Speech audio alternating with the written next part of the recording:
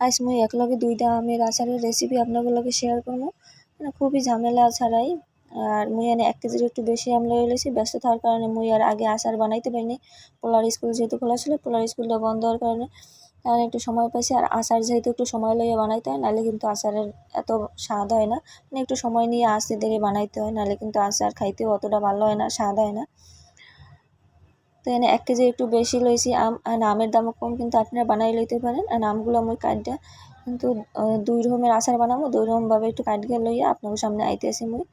মানে এত কিছু মুই দেখাইতেছি না, ভিডিওগুলো ছোটো করার জন্যে। যেহেতু 2টা আচারের রেসিপি একটু মোটামুটি বড়ই হবে, কিন্তু তাও ধৈর্য ধরে আপনারা দেখেন, লাইক কমেন্ট শেয়ার করে পাশে থাকেন। তো এই আমটাও দেন পাহা, এটাও দিয়ে দেবো একটা আমের ভিতর যে আচার করবো ওইটা। এই যে দেন একগুলো এই যে ছোটো ছোটো করছি ওইটার ভিতর দিয়ে দিছি পাহা আমরা। আর এই আমগুলো কিন্তু এত টকও না, মিষ্টি আছে। আর এইগুলো এই যে আম, এইটা এখানে লইছি 3টা আম। 3টা আম এখানে এক কাপ মতন এই যে চিনি দিয়ে মাইকে থুইছিলাম 1 ঘন্টার মতন। দেন এই যে চিনি শিরাটা বাইরেই গেছে। আর আমি আচারগুলো বানাবো। আর এখানে এই যে 5 ফোড়ন লইছি 3 চামচ মতন, 3 চামচ এই যে 5 ফোড়ন দিয়ে দিলাম। আর এখানে এসে যাইয়া এই যে 1 চামচ মতন ধনিয়া দিয়ে দিলাম। চাইলে এর সাথে ধনিয়াটা আপনারা বেশিও দিতে পারেন। আর এর লাগে কয়টা দিয়ে দিলাম শুকনো মরিচ। তো আরও আপনারা বাড়াই কমাই দিতে পারেন শুকনো মরিচটা। আমি কিন্তু একটু ঝাল ঝালই করছি। তো ওইটা টাইললে এরপরে মুই গুঁড়ো করে লইছি, কিন্তু ওইটাও দেখাইলাম না, যেহেতু ওইগুলো না দেওয়ানোই ভালো, খালি খালি সময় নষ্ট না করি। তো প্রথমে মুই এই আচারটা বানাবো। তো এই আচারটা এই যে দিয়ে দিলাম চুলার উপর। আর এতে পরিমাণ মতো লবণ দিয়ে দেবো, যেহেতু এই আচারের কিন্তু পরিমাণ মতো লবণ না হলে কিন্তু আচারের স্বাদটা কিন্তু ভালো হয় না। তো এই লবণটা একটু ঠিক করে দেওয়ার চেষ্টা করবেন, তাহলে আচারটা কিন্তু টেস্ট ভালো আসবে। তো এই দেখেন এই যে টান গিয়ে আইছে, এই যে আঠা আঠা হয়ে আছে, কিন্তু এই যে চিনির শিরা। এখন মুই এই যে ভাজা মশলাটা এই যে করে গেছি, এখন এইটা 2 চামচ মুই দিয়ে দেবো। 2 চামচ দেওয়ার পর এরপরে আর একটু কালারটা আসার জন্য আমি কিন্তু এনে এই যে একটু শুকনো লঙ্কার গুঁড়ি দিলাম। এইটা যদিও কাশ্মীরি গুঁড়া লঙ্কা, এতটা ঝাল নাই, একটু কালারের জন্য দিয়ে দিলাম। আপনারা চাইলে দিতেও পারেন, নাও দিতে পারেন। তো ওইটা আচার কিন্তু এটা হয়ে গেছে। আন কিন্তু মুই লামাই হেলামও। আর এই আচারটা খাইতে কিন্তু অনেক স্বাদ হয়েছিল। আর পরে যে রেসিপিটা দেখাইতেছি আচারের, ওইটা তো আরও বেশি স্বাদ হয়েছিল, মানে খাওয়ার মতো না। ওইটা মনে হয় আমার আরও বানাইতে হবে। তো আমি পরে কিনে আরও বানাবো। ওইটার রেসিপি আপনাগুলোকে শেয়ার করতে পারবো না, যেহেতু একই আচারের রেসিপি। মানে এখনও কাঁচা আম পাওয়া যায়, আপনারা কিন্তু বানাই লইতে পারেন তাড়াতাড়ি। তো এইটাই দেখেন এই যে আঠা আঠা হয়ে গেছে, এবার লামাই লমো।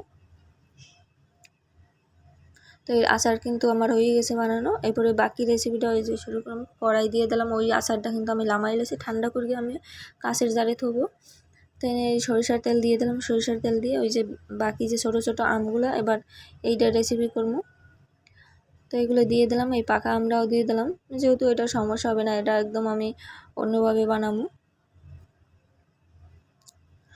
তো এখানে পরিমাণ মতো লবণ দিয়ে দেবো। লবণ দিয়ে এই যে চিনি দিয়ে দেবো। আর যেরকম আপনারা একটু টক মিষ্টি আর ঝাল এরকম, একদম মিষ্টি করবো না, টক ঝাল ঝাল থাকবে।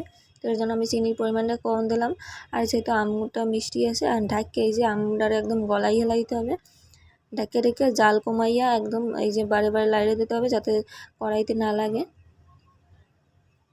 আমি একবারে গলাই হেলাইছি। আর এখানে দিয়ে দিলাম 1 চামচ মতন মশলা, এই যে ভাজা মশলাটা 1 চামচ দিয়ে দিলাম। আর বাকি মশলাটা পরে দেবো, এখন আর দেবো না।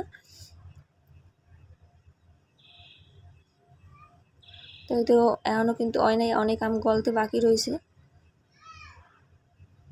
এখনও ঢাকে ঢেকে এই যে আমগুলো একবারে গলাই হেলাইতে হবে। এই যে দেন এই যে অনেকটা সময় নিয়ে এই আচারটা কিন্তু বানাইতে হবে। ওইটা যেহেতু বেশি সময় লাগে না, এইটা একটু সময় লাগবে। আর প্রায় এই যে আচারটা হয়ে গেছে, একটু পরে নামাই হেলাই দেবো। এই সময় কিন্তু নামানোর একটু আগে যে বাকি মশলাটা 1 চামচ মতন ছিল, গুঁড়ো মশলাটা, এটা দিয়ে দিলাম। আর একদম এইটা টান টান করতে হবে, একদম মানে শুকাই ফেলতে হবে। চুলার আঁচটা কমে রাখা, এই যে নাইলে কিন্তু পুড়ে যাবে, আচার কিন্তু খাইতে ভালো লাগবে না। এই যে দেখেন কেমন কালারটা হয়েছে, আর কতটা এই যে মানে শুকনো শুকনো হয়েছে। তো আমি লামাইয়ে নিয়ে আসলাম। এখন কিন্তু এইগুলোরে আমি গোল গোল করে বানাই লমু। এই আচারটা খাইতে যে স্বাদ হয়েছে, অবশ্যই আপনারা কিন্তু বানাই একবার ট্রাই করে দেখবেন।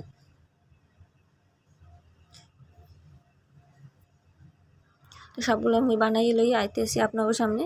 তো এত সময় দিয়ে বানাই আপনাকে মানে সময় নষ্ট করার মোর কোনো ইচ্ছা নাই। তো সবগুলো আমার বানানো হয়ে গেছে। তো কেমন লাগলো অবশ্যই কিন্তু কমেন্ট করে জানাবেন। আর অবশ্যই ঘরে ট্রাই করলে একটা কমেন্ট করে জানাবেন। তো সবাই ভালো থাকবেন।